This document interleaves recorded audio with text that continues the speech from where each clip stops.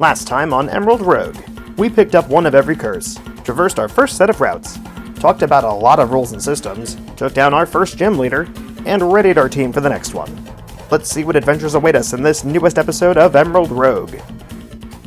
This time we're squaring up against Johto's Ghost Specialist, Morty. Ghost types can be pretty tricky in Nuzlocks, but fortunately we dodge a lot of the problems they bring thanks to the random nature of our encounters. In a standard Nuzlocke, Ghost's immunity to normal means that a ton of strong early game encounters just can't hit it, and its very few weaknesses lead it to being a really crazy defensive type when your options for moves are limited. Our team doesn't have the first problem, but without a dark type we're missing the matchup's main counterplay.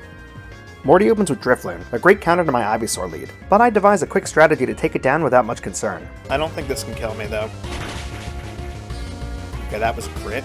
I was at 38, so it dealt 30 on a crit, so I'm actually totally fine to stay in again. Double crits.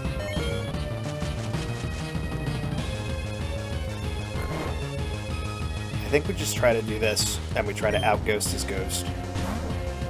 Like, all of his ghosts, I should say. Alright, can we get the stat ups? We can! Ooh, baby! With the power of a spiritual blimp on our side, we pop the balloon and get rewarded with a pretty terrifying opponent.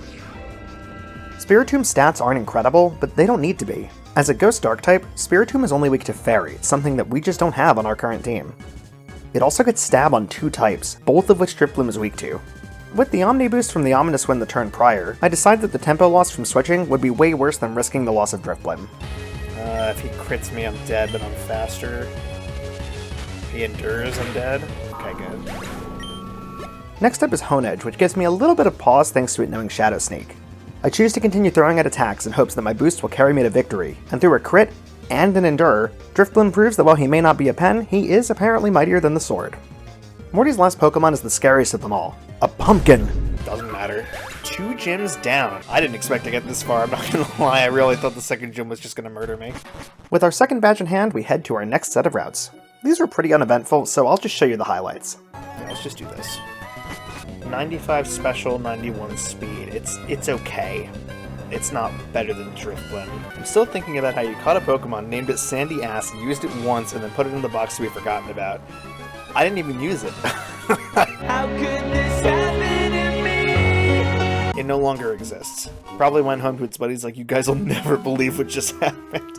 You guys are never gonna believe this. At the next battle station, we make a couple more updates to our team's natures and movesets. Yeah, let me give this thing an adamant mint.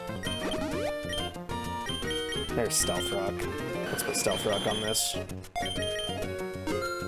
We also sold a ton of excess evolution items and niche TMs, netting us a hefty sum of cash. One Chansey later. No, please, have mercy! And we're all leveled up to learn some last minute moves. Ooh, Crunch. That's rough. I think I'm gonna get rid of Iron Head for that. Maybe Thunderfang? Actually, I think it's gonna be Thunderfang. Subtext is an anagram for... Shut up! Shut up! I hate you both. You both need to go. Leave. Don't actually, please. I love having you here. 70 and 90. I'll take it, I guess. That's actually kind of good. Might actually grab that. That could be good. It could be really good. Finally, we evolve our Ivysaur into Venusaur, rounding out our team with a complete set of evolved Pokemon. Now, remember in the first episode when I said, I'm a little nervous though, because if I'm up against an electric gym leader, so either Watson or Surge, I'm in a very bad spot. I'll just let this clip speak for itself. Let's not see Lieutenant Surge or Watson. That's Watson. You gotta be Feebas. Kidding me, dude. Hold on. What are the odds here? So there's 24 gym leaders. I've been up against 2. That's 22. So it's 1 in 11. 9% odds. Jesus. Watson's lead is Helioptile, a pretty weak electric normal type that lets me get my Stealth Rock set up for free, and maybe it'll even let me land some damage before I'm forced to switch out. Interestingly enough, it seems that this Pokemon's entire existence was designed to counter ground types, making my Skarmory lead pretty great.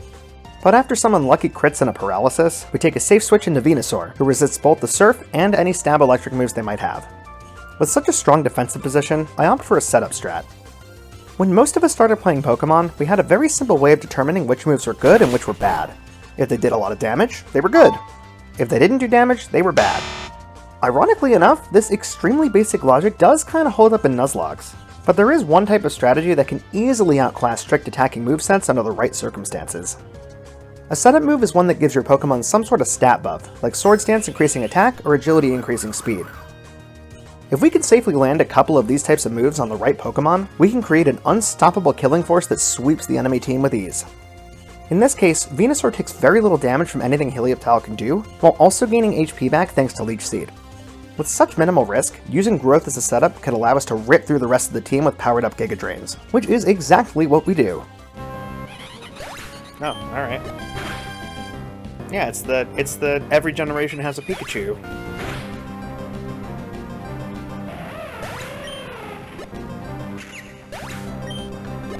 And with one Viney boy, we managed to take down one of the scariest leaders yet. This next set of routes presented us with a very interesting choice. There is a full station and a legendary.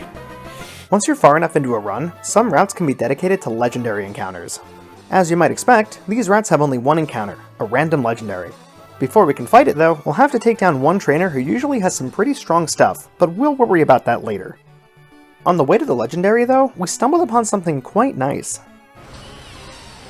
Duraludon has a few incredible characteristics that make it a phenomenal pickup. It boasts a fantastic special attack and defense, alongside a respectable attack and middling speed.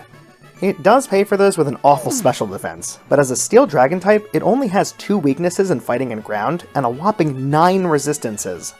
For as much as we do love cheese and crackers, it was time to say goodbye to charcuterie and hello to Duracell. After an uninteresting second route, we make our way to the legendary's lair. The trainer inside decides to give me a serious run for my money, leading with an Arctivish that single-handedly counters most of my team. Okay, just Icy Wind. I think I'll be fine.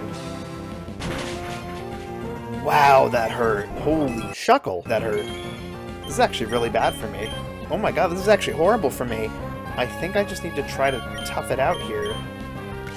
This will at least be normal effective. Oh wait, ice doesn't resist, never mind, I was whining over nothing. Pokemonstreamer over here, by the way. Fortunately, the Citrus Berry on Venusaur lets it tank a hit safely, and crack back with a super effective Giga Drain to get all the lost HP back in one swoop. The rest of their team wasn't anything crazy, and with a few smart switches, we handily make it through their Stantler, Whelmer, and Minccino. With nothing to stop us, we head to the peak and encounter our first legendary. That's not a Deoxys. Oh, it's this thing. Now, I don't seem very excited by this encounter, but let me tell you, I was dead wrong. This thing is nuts. Not only does it outclass nearly everything else with its special attack and speed, but its ability gives it a special attack boost every time it knocks out an opposing Pokemon. Considering how fast and hard-hitting it is, Spectrier can take out nearly anything in its way while getting stronger every time it does. That being said, we still have to catch it, and with all of those hopefully soon-to-be benefits being used against us at the moment, there's a very real chance this one Pokemon could end the run if I'm too greedy. I can't outspeed this thing no matter what. I think I'm just gonna have to throw Pokeballs at this.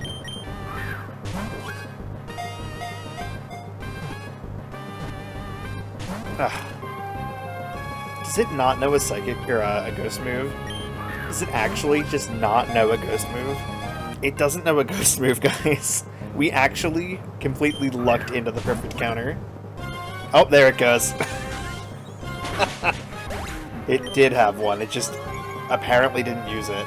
Send in the AAA battery. Okay.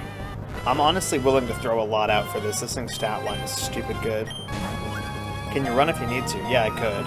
But 130 speed, 145 special attack, and I'm keeping it. Alright. With only one loss, and it being the Pokemon I would have replaced anyway, we add Spooky Rear to the team. In preparation for our 4th gym battle, we obliterated Chansey, opt into our one free full heal of the run, and head into battle. Roxanne. Okay. She gets Sandstorm, though. Roxanne shows off another aspect of mid to late game gym battles, field effects. From here forward, most leaders will start the battle with some form of permanent weather or terrain, adding another layer of complexity to their fights. This time it's a sandstorm. Like, actually, I think that might be the worst. And a switch to Hail. This time it's hail. Since we're up against rock types, Venusaur would normally be an excellent lead. But of course, she leads with the only rock ice type in the entire game, who nearly ends my Raflasia's life with a boosted stab avalanche. I think I'm dead. Ooh! I am faster, which means I could go, but if it endures, I die. I think it doesn't matter. I think I have to risk that. Okay, good. Fortunately, my gamble pays off and our plant friend lives to see another day. Next up is Stonejourner, who I outspeed for the kill. I was not faster. We now have a bit of an interesting conundrum. Stonejourner doesn't have much going for it outside of a massive defense stat, but without Giga Drain to take it down, we don't have any super effective moves that are special attacks. Our best bet here would be Dugtrio, but since it's a Alolan, we have a secondary Steel type that makes it weak to Heat Crash. With no better option, we send out our He-Man cosplayer and cross our fingers.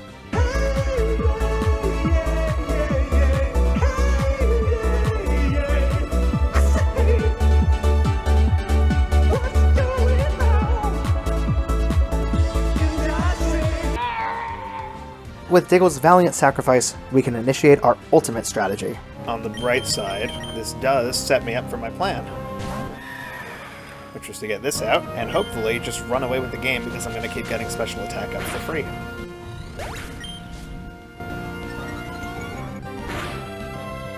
Oh wow, I can't believe that killed their shields up. That does not resist Ghost. Yep, alright, now we just run away with the game. That's really your last Pokemon? Alright, no endures. We made it. Venusaur hurts. That was really, really nice. Thanks to the heroic sacrifice of Venusaur and Dugtrio, we claim our 4th badge and push onwards.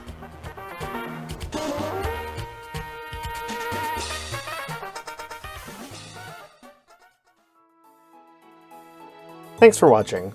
If you like what I'm up to, leave me a like or comment, and be sure to subscribe so you don't miss new episodes. To my new subscribers, thanks for checking out one of my non-OSRS projects. I'd also like to give a huge thank you to my most recent Ko-fi supporters, Miss Moss and Kai, and this month's Twitch subscribers, Lix, Catseed Games, Marobur, Okifur, Big Mac 1897, Celty C, Synthesai, and Zoriaz. And to everyone, as always, I hope you have a wonderful rest of your day, a fantastic rest of your week, and I will see you all next time.